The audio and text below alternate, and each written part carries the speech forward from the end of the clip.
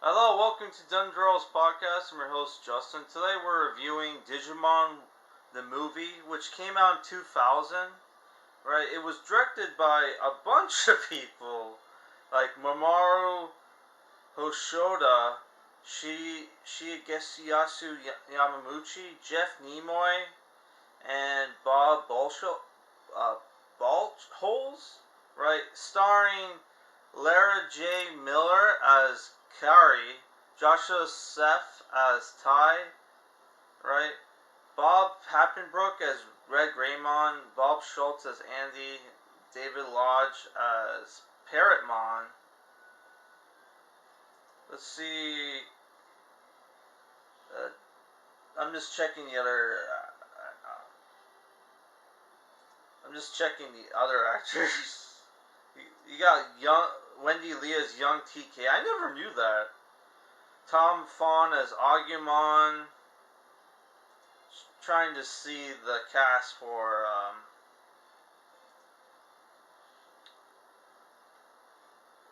Willis is played by Bob Goldberman, and Brian Donovan did the voice of Davis. So this movie was basically Saban, who owned the rights to Digimon in the West, trying to compete with Pokemon. Pokemon had already put out like 2 movies, I think, at that point, right? So they rushed to put out a Digimon movie. So what they did is they took the unaired, they took basically 3 films, right, and combined them together to make the story. The story is basically you have this character named Willis who has 2 partner Digimon. One is like Terriermon, is the other one is like Kokomon, which is just well, I think that's the champion level version of him. But it's basically just a brown version of Terriermon, which was pretty cool because you got to see. This is like the first time you ever saw Terriermon, right? And he's one of the leads from the third season of Digimon, right? Which was pretty cool. You got like a preview of Terriermon, right? And like this kid is like a genius from America, right? And he while the series 1 kids went to the digital world, he was given 2 partner Digimon, right? And he eventually tried to create more Digimon for him to play with, right? And end up creating this Digimon called Dioboromon, who was infected by a virus on the internet. A virus on the internet, right?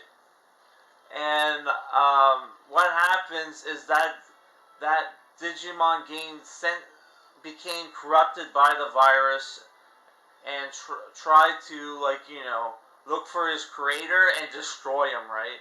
And our characters, Willis somehow found out about the original Digidestin and tried to incorporate their help, right? And like you got to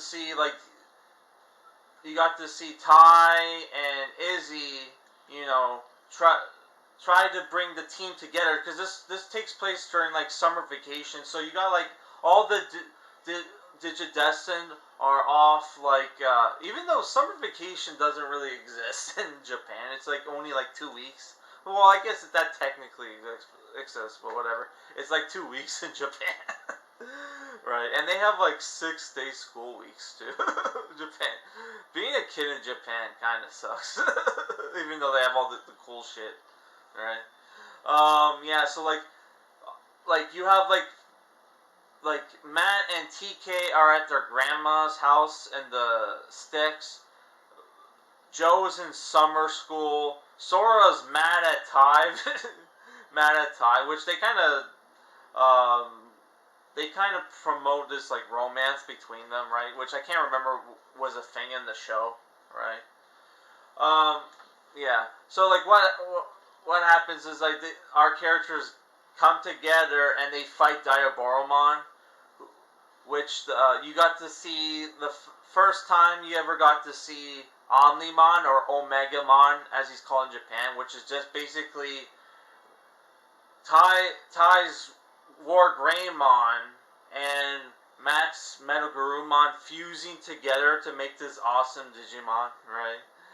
And the second half of the story is basically you get to see it's a time skip. You get to see the characters from Series 2, which was going on at this time, right? Which was great because at the time, the trailers, if you look at the trailers for this show, they only show clips of the characters from Series 1 in the movie, right? So most people didn't know at the time until after the movie came out that the Series 2 kids were the Series 2 kids were going to be in the movie, right? Which is Davis, Cody, and the girl. And you also got to see like older versions of TK and Kyrie, who are the main cast of Series 2, right?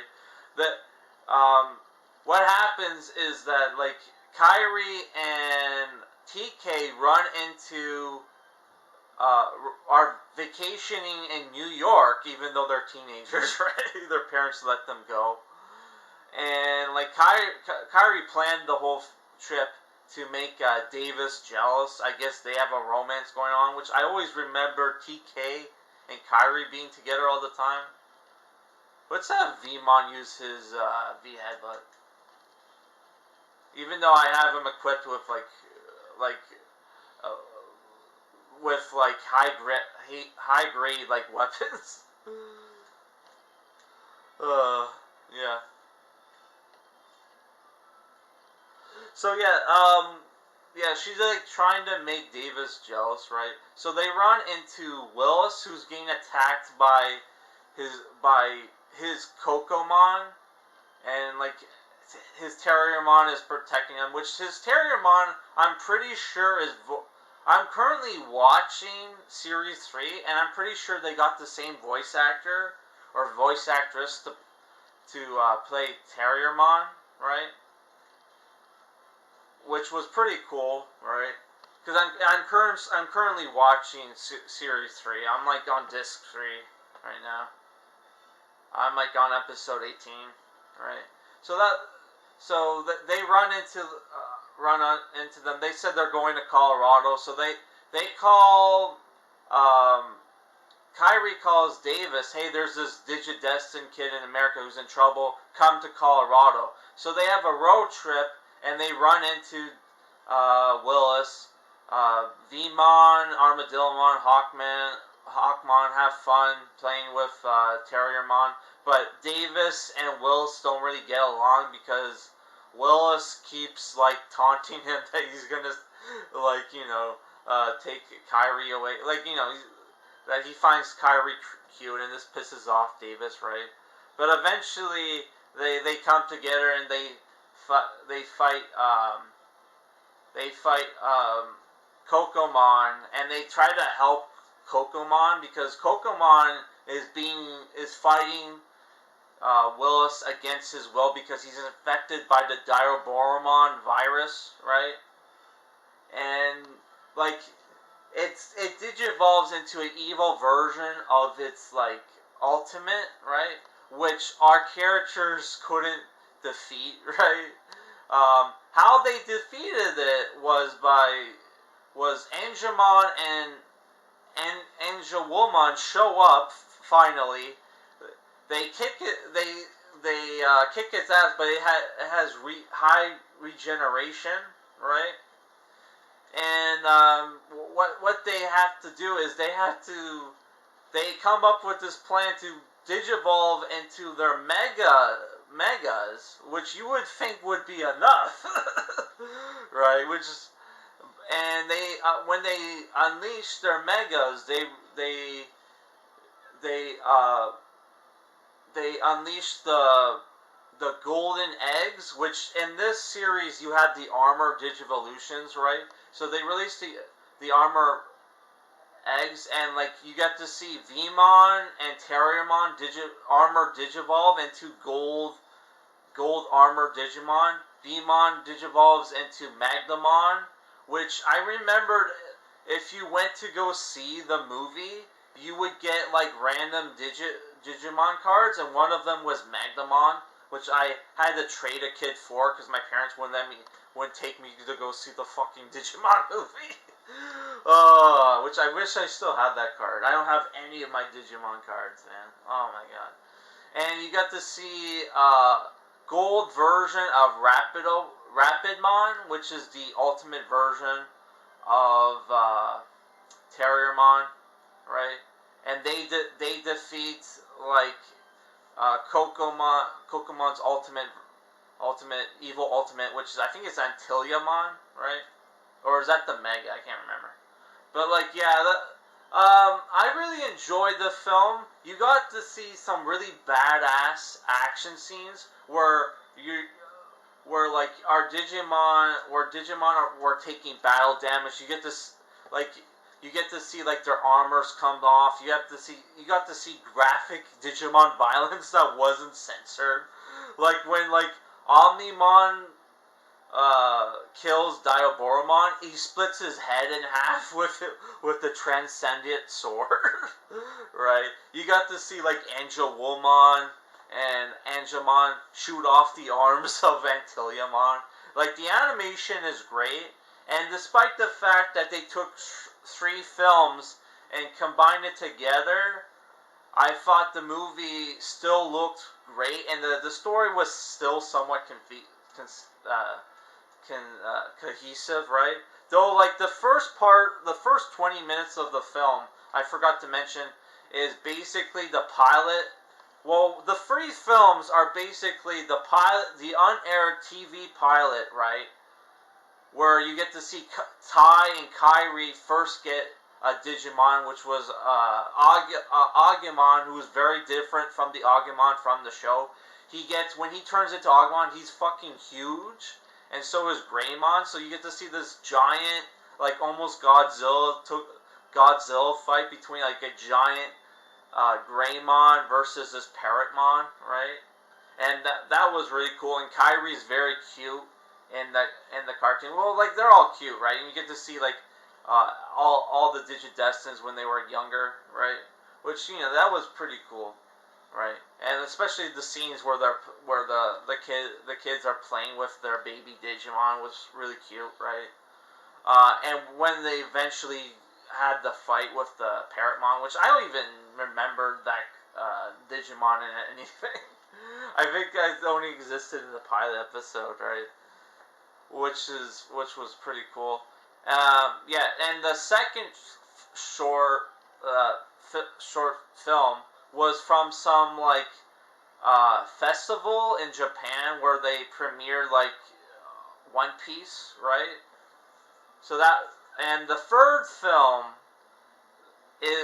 which they cut to like half an hour, was a 60-minute OVA called Hurricane Touchdown, which has a sequel called like The Revenge of Diaboromon, and people were hardcore Digimon fans who've watched both the Japanese and the American were very disappointed in hindsight by this film, because they basically, because this film is only like an hour and like 24 minutes if you don't include the credits.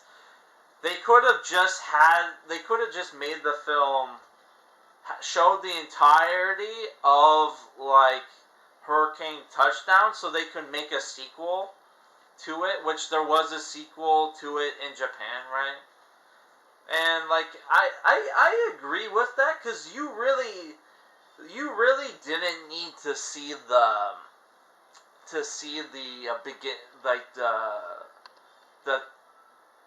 Tai and Kairi when they were young, especially since that wasn't even the Agumon and that that short is not the Agumon from this series, so we kind of didn't even need to see it. But I guess it was like the thing where they wanted to make a film that paid, like, you know, like tribute to fans of Series 1 and fans of Series 2, right? They wanted to bring them together, which I don't know anybody, really, back then, who wasn't a fan of both series, right? Because, like, you know,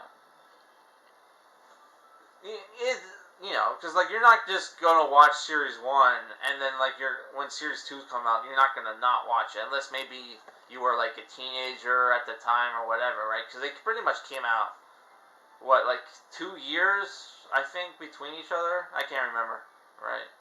But yeah, I don't know. I really enjoyed the film. A lot of people hate it because they cut down. They cut like, you know, they cut down Hurricane Touchdown. But overall, I thought the movie was great. I thought the animation was fantastic. And I thought, despite the fact that they put three you know, short films together, basically. Overall, it blended, and I had no idea that when I first, like, growing up as a kid, like, watching this series, even as an adult, when I rewatched Digimon the Movie, which you can watch, it's out of print, but you can watch it on YouTube for free, right? Which, it's on, like, multiple people's, like, YouTube channels, right? I thought the movie was great, and, like, there is a lot of, like, stuff in the film, like, a lot of stupid jokes, like, especially about Ty's mom's, like, cooking, and there's, like, dated music in the movie, which the movie, I don't know why people are complaining about the dated music, because, like, the music in the movie, I think, is good, right? And if you compared the soundtrack to this movie and compare it to, like, the Power Rangers movie, this soundtrack still holds up where the Power Rangers movie soundtrack sucks. it had, like, you know, like, soft rock songs that your fucking mom would listen to in the car on the car radio, man. It was, like, awful. Right? The music in the movie, like, holds up, in my opinion, right? But overall, I love this film, and I'm giving it 8 out of 10. This movie, in my opinion, man, kind of blows, like, some of the, like, later Pokemon movies out of the water, which is kind of a shame. We never got a lot of Digimon movies growing up. We got 7 out of nowhere in recent years, but it was like, dude, like, I don't know, those movies, I watched the first Digimon Try movie, and I was not, you know, because they couldn't get TK or Matt. I think, watching it, they didn't get TK or Matt's voice actor, and it really bothered me, right? And I looked them up, they're like young guys, so it's like, what the fuck? Right? Or it could be old pictures, but yeah, I don't know, I really enjoyed the film, and I think if you're a Digimon fan, you're gonna love it, right? And it was kind of cool, they gave you like a short preview of what some of the partner Digimon were going to be from Series 3, right? Which, you know, fantastic. But, like, yeah, this movie, if you're a fan of, like, X-Vmon or Vidramon, this was before they had, like, the characters had their normal Digivolution, so it's just the armor Digivolving with the partner Digimon from Series 2. Well, that's it for this video, guys. I did also watch Monster Squad, which is like a 1987 film directed by Fred Dekker, co-written by Shane Black, which Shane Black is one of my favorite screenwriters in Hollywood, right? He did The Last Boy Scout, The Nice Guys, the recent Predator film. I think he did he wrote the first Predator film as well, right? And he did Kiss Kiss Bang Bang, right? Which the Monster Squad, if you haven't seen it, is basically these group of kids, right, who have this monster club, who find out that like Dracula, the Wolfman, the creature from the Black Lagoon, and the mummy are basically coming to their town to destroy this amulet that belonged to Abraham Van Helsing. And if they destroy the amulet, they're like darkness will rule the world, and the monsters will destroy everybody, will kill everybody, right? So you got this movie where like these horror movie kids come to get, which most of them are 12, though there's the one really cool kid in the movie, Rudy, right, who only joined the club so he can spy on the hot girl who lives next door, who's actually the sister of one of the members, right? And like they team up and like fight the monsters with the one character's dad, who's like a cop, and this old German dude who was from the V miniseries, right? The original V miniseries, and it's a pretty badass film. There's lots of iconic lines in the movie, like "Wolfman's got nards," where like they get attacked by the Wolfman, who's played by John Cryer, right, from the Napoleon Dynamite. Though he only plays the Wolfman in his humanoid form, it's a different actor for the Wolfman suit, right? So they get attacked by the Wolfman, and the main leader kid, who's like a Stephen King fan, tells the fat kid to kick him in the balls, and he's like, "Wolfman doesn't have nards. Kick him in the balls," and he does, and the Wolfman like barrels over, and he's like, "Wolfman's got nards."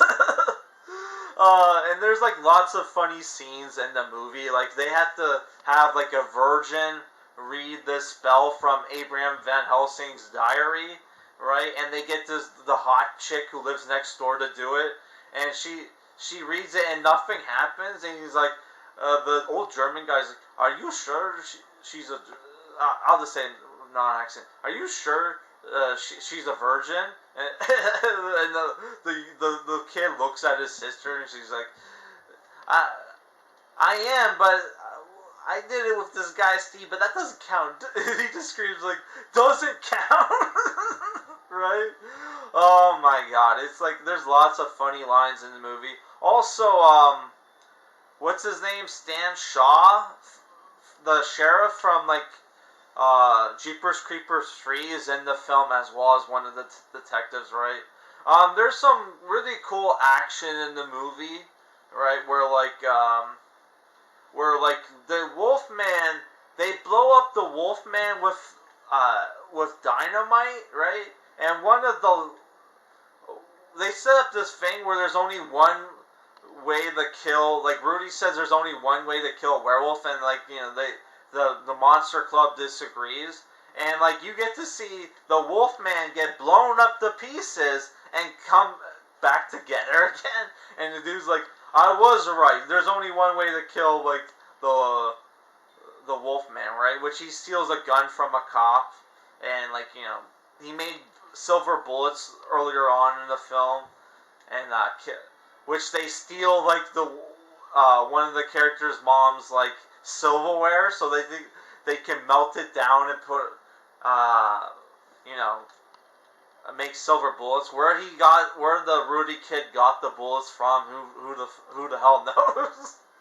At least it was cool that they set up the scene where they show like all the characters stealing shit to make weapons so they can kill the monsters in the film, right? Oh, there's also this thing where they pay homage to the Frankenstein movie, where you get to see Frankenstein, who's played by Tom Noonan, right? Who was in a lot of movies. He was in The Last Action Hero. He's in a lot of movies, right? Plays Frankenstein, and there's a scene where Sean, the main character's sister, is just picking flowers near like this pond, right? Which in the original scene, Frankenstein takes the girl and throws her in the water and she drowns. Here they become best friends, and Frankenstein joins the monster squad to like fight Dracula and the other monsters. Like this movie. Also, this movie is one of those kids' movies where it's PG-13, but the kids swear a lot. They even drop like the F slur and like other words, like things like you couldn't get away with today, man. This movie is probably the best movie if you're in the best movie if you want to watch like a Halloween horror movie that's like a fun adventure, right? There's another movie called The Willies that a lot of people argue is better than Monster Squad. In my opinion, that is not true. That movie, in my opinion, was average at best when I watched it, right? And, oh, I got XVmon. Let's show him off before we shut the video off. But yeah, I don't know. I really enjoyed the film, and I would, it has a 7 out of 10. I would say it's at least a 7.5. It does, there is some lull moments, but the climax of the movie really, pays off, man. And you even got to see Abraham Van Helsing, which you see him in the beginning of the film, right? To fight the vampires, right? But you see him again when they open up the portal to suck up all the monsters, and he gives the kids like a thumbs up, man. It was fucking awesome. Yeah, so I'm giving Digimon the Movie 8 out of 10, Monster Squad 7.5, right?